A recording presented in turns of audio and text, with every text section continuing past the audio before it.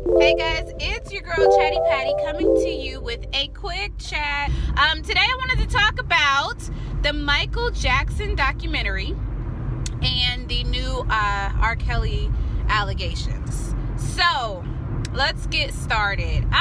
With this new Michael Jackson documentary, there are, I believe, 2 alleged victims coming forward to discuss their time at the Neverland Ranch and some of the abuse that allegedly took place there, and additionally, I guess, their court cases, because apparently these are 2 children who, or well, they're adults now, but when they were children, I believe they ended up in court, and I think this is a case or 2 that had ended up getting dismissed or settled out of court or whatever.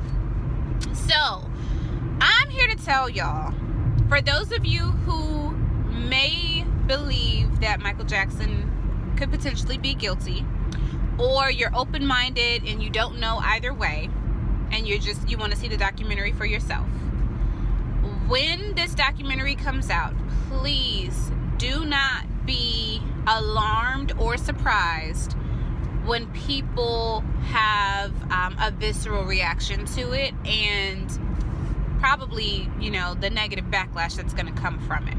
If you think that people, were against the R. Kelly documentary, and that people were showing their ignorance during, the what was it, 5 days that was on, people were just out here like, nope, these girls were fast, they were grown, the parents are to blame. Anybody but R. Kelly got blamed from a lot of people, right?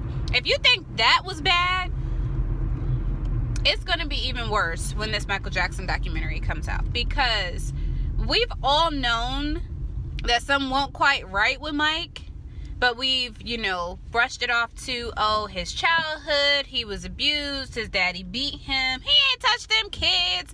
Meanwhile, them same people that are like, oh no, he ain't touched them kids, wouldn't leave their kids at Neverland Ranch. I tell you that. So if you thought R. Kelly was protected, you better know Michael Jackson is going to be, people are going to go above and beyond to protect his legacy. And the other piece of it is, Michael is dead now, and so, it's, how people are, why speak ill of the dead, why bring it up now that he's gone, dead and gone, and he can't defend himself. And so I do, on one hand, understand that, because he can't defend himself, he can't say anything against these claims. However, if I were, and I have been sexually assaulted, and there was an incident that I actually did not tell my parents about until recently. I actually told my mother about, my stepmother. I told her about maybe a few months ago. Something that happened to me. And that person is dead. He's not here to defend himself. He passed away a few years ago. But I didn't feel comfortable telling my family about it, because it was someone that was very well known in the family and very beloved by everyone in the family. So I didn't think that anybody would believe me. So I side with telling the truth. I don't care how many years after. And now people are like, okay, so if he did it, what do you want? What do you want? What do you want? What do you hope to get out of it? You can't dig him up and put him in jail, right? Are we going to mute Michael Jackson? And that's really complicated. That's tricky. It's really hard. So when people talk about muting R. Kelly, right? I mute R. Kelly because I have always muted R. Kelly. It wasn't, this new documentary that triggered me not to listen to his music. I've always gotten creep vibes from R. Kelly. I've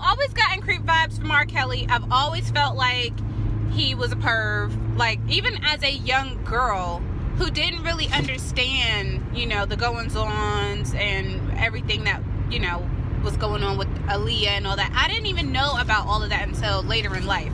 But I always got, vibes from him that, I just always felt like he made music for men who want to be cat daddies.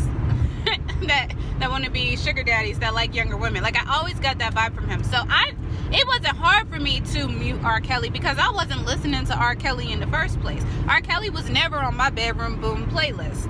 So that just wasn't, that wasn't anything that was difficult for me. However, even knowing that there is a possibility that Michael Jackson was touching on little kids, it would be extremely hard to give up his music. It would be extremely hard to separate, people talk about separating the art and the artist. And with R. Kelly, I can't do that.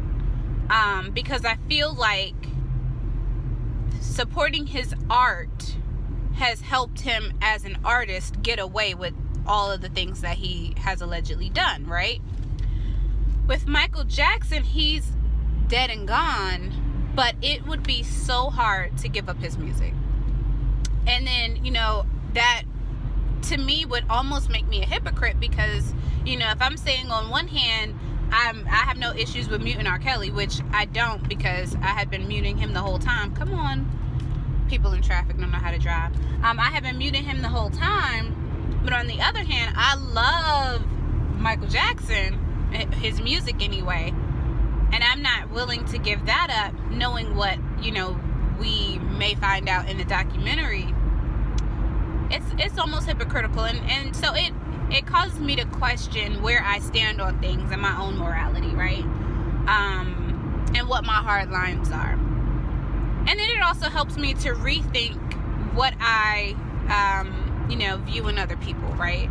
So if I'm having a hard time giving up Michael Jackson's music, maybe there are people out there that really love R. Kelly that much to where it would be hard for them to give up his music. I don't know. Either way, I want to see the documentary. I'm definitely going to watch it. I can understand both sides of it. I can understand that, there are people who do not want this to come out because they feel like, why now? This is, this is a stain on his legacy and he's not here to defend himself. However, I'm a believer that if you're telling your truth, if this really did happen, screw his legacy. People need to know who he was. I don't think that just because he's a legend that he should die with those secrets if he did commit these crimes. I don't think that we should take those secrets to the grave. No. I believe in telling the truth. And if the truth is he was a child molester, then that truth needs to come out. Guys, let me know what you think. What are your thoughts on this new Michael Jackson documentary? Do you care? Are you going to watch it? Are you going to boycott it? Do you think that it's too little too late? They should have said what they needed to say when he was alive, and this is just a stain on his legacy. Do you believe that the truth should be told no matter when the truth comes out? Let me know in the comments below, and I will see you guys next time.